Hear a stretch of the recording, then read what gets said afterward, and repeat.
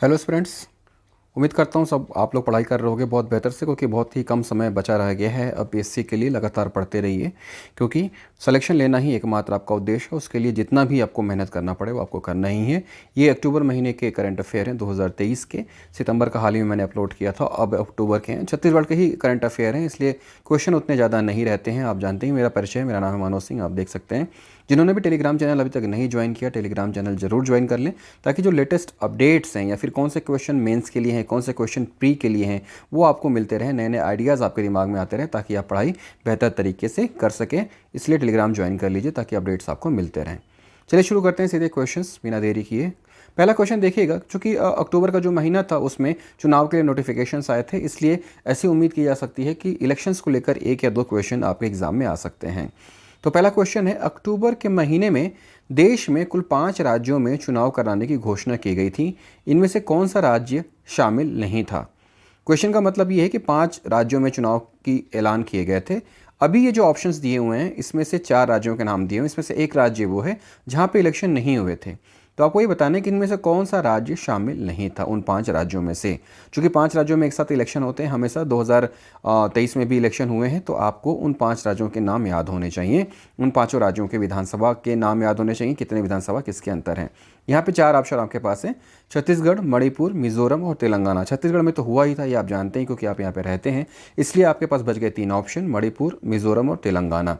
तो इनके बारे में आपको बताना है कि इनमें से कौन सा वह राज्य है जहाँ पे इलेक्शन नहीं हुए थे। आप आंसर आपको पता है तो कमेंट बॉक्स में बताइए। ये तो सीधे आंसर देख लेते हैं। सही आंसर है मणिपुर। छत्तीसगढ़, मिजोरम, तेलंगाना में हुए थे। इसके अलावा राजस्थान और मध्य प्रदेश 2 राज्य और हैं जहाँ पे इलेक्शन हुए थे। तो ये टोटल 5 जो राज्य वहाँ पे इलेक्शन हुए थे। अगले क्वेश्चन की तरफ बढ़ते हैं। नेक्स्ट क्वेश्चन है, छत्तीसगढ़ में कुल 2 चरणों में चुनाव कराने की घोषणा की गई थी। ये दोनों चरण किस तारीख को संपन्न हुए थे? 2 चरणों में चुनाव कराने की घोषणा की गई थी। आपको पता ही है कि 2 फेज़ में चुनाव हुए थे, पहला फेज़ और दूसरा फेज़। पहले फेज़ में कुछ इलाकों में वोटिंग हुई थी और फिर दूसरे फेज़ में कुछ इलाकों में वोटिंग हुई थी। तो जब इलेक्शन के लिए डिक्लेरेशन किया गया था तो पहले ही बता दिया था कि कौन कौन से डेट में वो इलेक्शन होंगे। तो ये इलेक्शन की डेट कौन सी थी, ये आपको बतानी है। ऑप्शन पहला है ए 17 एवं 23 नवंबर, ऑप्शन बी है 23 एवं 30 नवंबर, ऑप्शन सी है 7 एवं 23 नवंबर और ऑप्शन डी है 7 एवं 17 नवंबर। तो इन चारों में से आपको बताना है कि सही आंसर क्या है। सही आंसर अगर आपको पता है तो कमेंट बॉक्स में ज़रूर बताएं, नहीं तो मैं सीधे चलता हूं सही आंसर की तरफ। तो ये दोनों जो फेज़ थे वो है 7 और 17 नवंबर। पहले फेज़ में वोटिंग हुई थी 7 तारीख को और दूसरे फेज़ में वोटिंग हुई थी 17 नवंबर को। नेक्स्ट क्वेश्चन की तरफ चलते हैं। क्वेश्चन देखिएगा, निम्नलिखित में से किस राज्य की विधानसभा सबसे बड़ी है? सबसे बड़ी विधानसभा किस राज्य की है ये आपको बताना है। राजस्थान, मध्य प्रदेश, तेलंगाना या छत्तीसगढ़, ये 4 राज्य हैं। इन चारों की विधानसभा सबसे बड़ी है। विधानसभा सबसे बड़ी का अर्थ क्या है? किसकी सीट सबसे ज़्यादा है। जहाँ पे सबसे ज़्यादा सीट उसकी विधानसभा सबसे बड़ी। तो राजस्थान, मध्य प्रदेश, तेलंगाना और छत्तीसगढ़, इन चारों में से किस राज्य की विधानसभा सबसे बड़ी है ये आपको बताना है। तो इसका सही आंसर क्या है? मध्य प्रदेश। इन चारों में से राजस्थान, मध्य प्रदेश, तेलंगाना और छत्तीसगढ़ में से सबसे बड़ी कौन सी है? मध्य प्रदेश। क्यों? क्योंकि राजस्थान में कितनी सीटें हैं? 200। मध्य प्रदेश में कितनी सीटें हैं? 230। ठीक है। छत्तीसगढ़ में कितनी सीटें हैं? 90। तो 230 सीटें यहाँ पे सबसे ज़्यादा है, इसलिए इन चारों में से मध्य प्रदेश विधानसभा सबसे बड़ी है। बच गया तेलंगाना। तेलंगाना आपको बताना है यहाँ पे कितनी विधानसभा सीटें हैं। सही आंसर आप कमेंट बॉक्स में मुझे बताइए कि कितनी विधानसभा सीटें तेलंगाना में हैं। नेक्स्ट क्वेश्चन की तरफ चलते हैं। छत्तीसगढ़ में पहले चरण के मतदान के लिए नामांकन की प्रक्रिया किस दिन से शुरू की गई? अब जैसा कि अभी आपने देखा ये क्वेश्चन में कि 2 चरणों में चुनाव हुए थे। ठीक है। तो जो पहला चरण का चुनाव होना था उसके लिए जो नामांकन की प्रक्रिया थी वो किस दिन से शुरू हुई थी? नामांकन की प्रक्रिया का मतलब उस दिन से जो भी चुनाव लड़ना चाहता है उसने अपना अपना फॉर्म खरीदना और फॉर्म जमा करना शुरू कर दिया था। तो यहाँ पे 4 ऑप्शन है आपके पास: 13 अक्टूबर, 20 अक्टूबर, 21 अक्टूबर और 23 अक्टूबर। क्वेश्चन ध्यान से पढ़िएगा। पहले चरण के मतदान के लिए नामांकन की प्रक्रिया किस दिन से शुरू की गई थी? फर्स्ट फेज़ का जो पोलिंग था उसके लिए नॉमिनेशन की जो प्रोसेस था वो कब से स्टार्ट हो गया था? 13 अक्टूबर, 20 अक्टूबर, 21 अक्टूबर और 23 अक्टूबर। इन 4 में से कोई एक सही आंसर है। सही आंसर क्या है उसका जवाब आपको देना है। आंसर पता है तो बढ़िया बात है, नहीं तो फिर हम सीधे चलते हैं इसके सही आंसर की तरफ। इसका सही आंसर है 13 अक्टूबर। 2 चरणों में ये मतदान हुआ था और पहले चरण का जो मतदान था 7 नवंबर को, उसके लिए जो नॉमिनेशन फॉर्म स्टार्ट हुए थे वो 13 अक्टूबर के हुए थे। और जो सेकेंड फेज़ था 17 नवंबर को, उसके लिए नॉमिनेशन स्टार्ट हुए थे 21 अक्टूबर को। तो इस तरह से दोनों फेज़ की डेट और दोनों फेज़ों का नॉमिनेशन, ये आपको पता होना चाहिए ताकि इससे रिलेटेड कोई क्वेश्चन आए तो उसको आप इजीली सॉल्व कर सकें। नेक्स्ट चलते हैं क्वेश्चन, 5वां क्वेश्चन है, छत्तीसगढ़ में होने वाले चुनाव के पहले चरण में कितने विधानसभा सीटों पर मतदान की घोषणा की गई थी। जैसा कि आपको मैंने बताया कि 2 फेजेज़ में जो पोलिंग है वो हुई थी। तो ये जो पोलिंग हुई थी 2 फेजेज़ में हुई थी, तो आपको पता ही है छत्तीसगढ़ में कितनी विधानसभा सीटें हैं, 90। तो 2 अलग अलग फेज़ में होंगे, तो दैट मीन्स कि ये जो सीटें हैं ये भी बाइफर्केट होंगी। तो पहले फेज़ में कितनी सीटों पे इलेक्शन था और दूसरे फेज़ में कितनी सीटों पे इलेक्शन था, ये आपको पता होना चाहिए। तो क्वेश्चन में यही पूछा गया है कि पहले चरण में कितनी विधानसभा सीटों पर मतदान की घोषणा की गई थी। यहाँ पे ऑप्शन है, आपको बताना है 20, 30, 40 या 50। 20 सीटों पर, 30 सीटों पर, 40 सीटों पर या 50 सीटों पर। फर्स्ट फेज़ का जो पोलिंग था वो कितनी विधानसभा सीटों पर हुआ था, ये आपको बताना है। सही आंसर बताइए। नहीं पता तो मैं आपको बताता हूँ। जो फर्स्ट फेज़ है वो हुआ था 20 सीटों पर, ठीक है। इसमें आपकी जो बस्तर की सभी सीटें हैं उस पे हुआ था। इसके अलावा दुर्ग और राजनांदगांव फेज़ की कुछ सीटें थी, वो वहाँ पे पोलिंग हुए थे। तो इस तरह से कुल 20 सीटों पे मतदान हुआ था। कब? 7 नवंबर को। और इसके अलावा जो बाकी बचे 70 सीटें थी उस पे एक साथ मतदान हुआ था 17 नवंबर को। तो इस तरह से 2 फेजेज़ में इलेक्शन हुए थे, पहले फेज़ में 20 और दूसरे फेज़ में 70 सीटों पर। नेक्स्ट क्वेश्चन की तरफ चलते हैं। प्रधानमंत्री नरेंद्र मोदी ने अक्टूबर माह में बस्तर के नगरनार स्टील प्लांट का उद्घाटन किया। नगरनार स्टील प्लांट का उद्घाटन किया। अब इससे एक चीज़ कंफर्म हो जाती है कि ये कहाँ है, बस्तर में है। अब क्वेश्चन ये पूछा है कि इस संयंत्र को किस संस्था के द्वारा संचालित किया जाएगा। एक स्टील प्लांट खुला है, कहाँ खुला है? बस्तर में खुला है। ये जो स्टील प्लांट है इसका उद्घाटन किसने किया? प्रधानमंत्री ने किया। अब क्वेश्चन ये अराइज होता है कि ये जो स्टील प्लांट है ये कौन चलाएगा, कौन इसे जो है होल्ड करेगा। मैक्सिमम जगहों पे आप देखते हैं कि अलग अलग कंपनियां हैं भारत सरकार की, वो चलाती हैं, जैसे कि steel authority of India limited, इस तरह की कंपनियां। तो यहाँ पे वही पूछा है कि आखिरकार ये जो नगर का स्टील प्लांट है इसे कौन चलाएगा। यहाँ पे आपके पास 4 ऑप्शन है, Tata steel, steel authority of India यानी कि SAIL, Jindal steel private limited और नेशनल मिनरल डेवलपमेंट कॉरपोरेशन। कई कंपनियां जो हैं उनको हम शॉर्ट फॉर्म से ही जानते हैं, SAIL, steel authority of India limited और यहाँ पे नेशनल मिनरल डेवलपमेंट कॉरपोरेशन, जिसको हम जानते हैं एनएमडीसी के नाम पे। तो ये 4 ऑप्शन आपके पास हैं। आपको ये बताना है कि जो बस्तर में नगरनार स्टील प्लांट है जिसका उद्घाटन प्रधानमंत्री ने किया था वो कौन चलाएगा, किसके मालिकाना हक में ये स्टील प्लांट रहेगा। यहाँ पे 4 ऑप्शन है, 4 ऑप्शन में से कोई एक सही ऑप्शन है, उसका जवाब आपको देना है। सही आंसर पता है तो कमेंट बॉक्स में बताइए, नहीं तो हम सीधे चलते हैं इसके सही आंसर की तरफ। और ये जो स्टील प्लांट है इसको चलाएगा नेशनल मिनरल डेवलपमेंट कॉरपोरेशन, और ये जो एनएमडीसी के नाम से आप जानते हैं यहीं पे आ जाएगा एनएमडीसी स्टील कंपनी।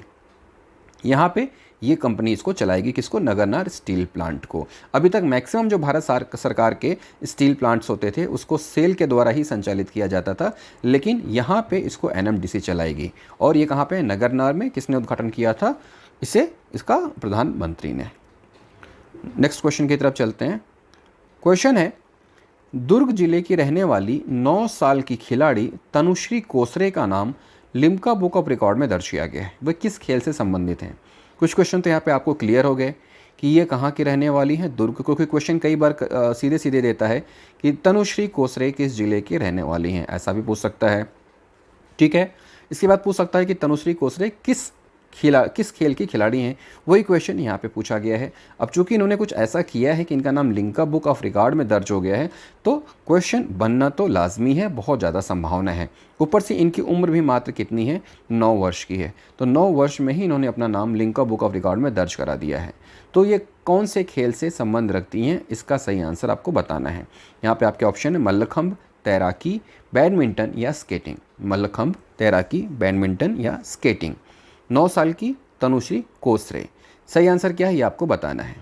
सीधे आंसर चलते हैं, क्या इसका सही आंसर है? और इसका सही आंसर है तैराकी। तनुश्री कोसरे मात्र 9 साल की हैं और इन्होंने 5 घंटे लगातार तैरने का रिकॉर्ड बनाया है, जिसे लिम्का बुक ऑफ रिकॉर्ड में दर्ज किया गया है। सिर्फ 9 साल की उम्र में 5 घंटे लगातार इन्होंने तैराकी करी है। तो ये किस खेल से संबंधित हैं? तैराकी से संबंधित हैं। तो इनसे रिलेटेड ये क्वेश्चन याद रखिएगा, आने की संभावना है। और कहाँ के रहने वाली हैं? दुर्ग की रहने वाली हैं। मात्र 9 वर्ष की उम्र में इन्होंने एक रिकॉर्ड बना दिया है लिम्का बुक ऑफ रिकॉर्ड्स के लिए। अगला क्वेश्चन देखिएगा, अबूझमाड़ की मल्लखंब की टीम ने किस रियलिटी शो के जरिए प्रसिद्धि पाई है? अबूझमाड़ की मल्लखंब की टीम ने किस रियलिटी शो के जरिए प्रसिद्धि पाई? रियलिटी शो क्या होता है? इसमें वो इवेंट्स होते हैं जो रियल होते हैं, यानी कि लोग अपने टैलेंट का परफॉर्मेंस यहाँ पे करते हैं। और आजकल टीवी शो में ऐसे शोज़ की काफ़ी डिमांड है, लोग इसे देखना पसंद करते हैं और इसकी वजह से जो अद्भुत प्रतिभा के लोग हैं उनकी प्रतिभाएं भी निखर कर सामने आ पाती हैं, जो पहले कहीं दबी रह जाती थी। तो यहाँ पे 4 शोज़ दिए गए हैं, इनमें से वो कौन सा शो है जिसमें अबूझमाड़ की मल्लखंब की टीम ने प्रसिद्धि पाई है, वो आपको बताना है। आपके ऑप्शन है A Dance India Dance, B Indian Idol, C India Dance Pro और D India Got Talent. Dance India Dance, Indian Idol, India Dance Pro और इंडिया गॉट टैलेंट, इन चारों में से कौन सा सही ऑप्शन है वो मुझे आप बताइए। उम्मीद करता हूँ ये इतना फेमस है कि आपको पता ही होगा, फिर भी जिन लोगों को नहीं पता वो ये जान लें कि ये जो रियलिटी शो है वो आया है इंडिया गॉट टैलेंट के नाम से। इंडिया गॉट टैलेंट के नाम से अबूझमाड़ की मल्लखंब की टीम ने इस रियलिटी शो के जरिए न सिर्फ प्रसिद्धि पाई बल्कि ये वहाँ के विनर बन के भी उभरे हैं। तो इस तरह से अबूझमाड़ की मल्लखंब ने पूरे विश्व में अपने नाम का डंका बजा दिया है, इसे आप याद रखिएगा। अगले क्वेश्चन की तरफ रुख करते हैं। क्वेश्चन है, छत्तीसगढ़ के किस आईपीएस को, आईपीएस मतलब इंडियन पुलिस सर्विस, को आईएसीपी पुरस्कार से सम्मानित किया गया है? अब ये आईएसीपी पुरस्कार क्या है ये मैं आपको बताऊंगा, पहले तो आप ये जान लीजिए कि किस आईपीएस को आईएसीपी पुरस्कार से सम्मानित किया गया है। आपके ऑप्शन है ए मोनिका शर्मा, बी रत्ना सिंह, सी ऋचा प्रकाश सिंह या डी भावना गुप्ता। आप देखेंगे कि चारों ही महिलाओं के नाम हैं। इसका सीधा सा क्लियर है कि ये जो आईएसीपी पुरस्कार मिला है किसी फीमेल आईपीएस को मिला है। और मैं आपको ये भी बता दूं कि ये छत्तीसगढ़ की पहली महिला फीमेल आईपीएस हैं जिन्हें ये पुरस्कार मिल चुका है। इसके पहले भी आईएसीपी पुरस्कार मिल चुका है, लेकिन वो जो मेल आईपीएस ऑफिसर थे उनको मिला था। ये पहली फीमेल ऑफिसर हैं आईपीएस जिन्हें ये पुरस्कार मिला है, इसलिए ये क्वेश्चन बनना लाजमी है। ऑप्शन है मोनिका शर्मा, रत्ना सिंह, ऋचा प्रकाश सिंह और भावना गुप्ता। छत्तीसगढ़ के किस आईपीएस को आईएसीपी पुरस्कार से सम्मानित किया गया है? इंपॉर्टेंट क्वेश्चन है, इसका आंसर आपको पता होना चाहिए। इसका सही आंसर है भावना गुप्ता, जो बेमेतरा की एसपी हैं। अब ये है कि आईएसीपी का फुल फॉर्म क्या होता है, तो international association of chief of police. ये एक अंतर्राष्ट्रीय पुरस्कार है। International association of chiefs of police के सम्मान से सम्मानित किया गया किसे? भावना गुप्ता को। क्यों सम्मानित किया गया? इन्होंने हिम्मत के नाम से एक योजना चलाई, या कह सकते हैं एक मुहिम चलाई, जिसमें महिला सशक्तिकरण को लगातार बढ़ावा दिया जाता है। तो इस हिम्मत के नाम से महिला सशक्तिकरण को बढ़ावा देने के लिए इन्हें आईएसीपी पुरस्कार से पुरस्कारित किया गया है और ये छत्तीसगढ़ की पहली महिला आईपीएस हैं। इसके अलावा छत्तीसगढ़ पुलिस को भी आईएसीपी पुरस्कार से सम्मानित किया गया है। क्यों सम्मानित किया गया है? नशे के खिलाफ एक निजात अभियान चलाया गया था, उसके लिए छत्तीसगढ़ पुलिस को भी आईएसीपी पुरस्कार मिला है। लेकिन चूंकि यहाँ पे इंडिविजुअल हैं भावना गुप्ता और पहली महिला आईपीएस अधिकारी हैं छत्तीसगढ़ की जिन्हें यह पुरस्कार दिया गया है, इसलिए इस क्वेश्चन के लिए ये क्वेश्चन जो है एग्जाम के लिए इम्पोर्टेंट है। आगे देखिएगा, छत्तीसगढ़ के किस जिले को नेक्सस ऑफ गुड पुरस्कार से सम्मानित किया गया है? छत्तीसगढ़ के किस जिले को नेक्सस ऑफ गुड पुरस्कार से सम्मानित किया गया? नेक्सस ऑफ गुड एक पुरस्कार है और ये पुरस्कार छत्तीसगढ़ के किसी एक जिले को दिया गया है। और यहाँ पे चारों जिले आप देखेंगे तो ये सारे के सारे नक्सल प्रभावित जिले हैं बस्तर संभाग के। तो इस तरह से आप देख सकते हैं कि इन चारों में से कोई एक है। और बस्तर संभाग से रिलेटेड कोई चीज़ जब भारत या विश्व स्तर पे होती है तो वो आपके एग्ज़ाम के लिए भी इम्पॉर्टेंट बन जाती है। तो यहाँ पे इसे पता होना ज़रूरी है आपके लिए। तो आपको आंसर देना है कि किस जिले को नेक्सस ऑफ गुड पुरस्कार से सम्मानित किया गया है। ऑप्शन है सुकमा, दंतेवाड़ा, बीजापुर और नारायणपुर। सुकमा, दंतेवाड़ा, बीजापुर और नारायणपुर। सही आंसर पता है तो बहुत ही अच्छी बात है, नहीं तो आप जान लीजिए कि इसका आंसर क्या है। इसका आंसर है दंतेवाड़ा। नेक्सस ऑफ गुड पुरस्कार से किसे सम्मानित किया गया है? दंतेवाड़ा को। क्यों सम्मानित किया गया है नेक्सस ऑफ गुड से? क्योंकि प्रोएक्टिव गवर्नेंस के लिए निदान शिविर का आयोजन किया गया था। प्रोएक्टिव गवर्नेंस मतलब हम किसी शिकायत का इंतजार नहीं करते बल्कि शिकायत आने के पहले ही समस्याओं का निराकरण कर देते हैं, और इसके लिए निदान शिविर लगाया गया था। अब इसका आयोजन क्यों किया गया था? ताकि गांव में जो राजस्व विवाद है उसके समाधान हो जाएं और स्कूल के छात्रों को उनकी जाति प्रमाण पत्र पहले ही मिल जाएं। राजस्व के समाधान जो निराकरण है वो हो जाए और इसके अलावा छात्रों को उनके जाति प्रमाण पत्र स्कूलों में ही मिल जाए। इसके लिए निदान शिविर का लगातार आयोजन किया गया था प्रोएक्टिव गवर्नेंस के लिए, और इसके लिए दंतेवाड़ा को नेक्सस ऑफ गुड पुरस्कार से सम्मानित किया गया है। अगला क्वेश्चन देख लेते हैं। राज्य का पहला वाहन स्क्रैपिंग सेंटर कहाँ खोला गया है? वाहन स्क्रैपिंग सेंटर क्या है? आप जानते हैं कि 15 साल बाद जो डीजल गाड़ियां हैं उनको स्क्रैप माना जाता है, यानी कि उनको न चलाने के लिए रूल है।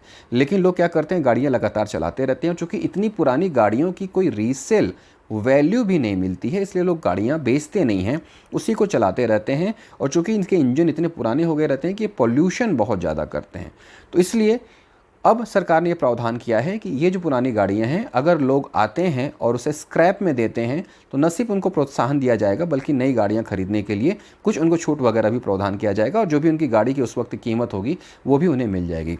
तो ऐसा पहला वाहन स्क्रैपिंग सेंटर छत्तीसगढ़ में खोला गया है।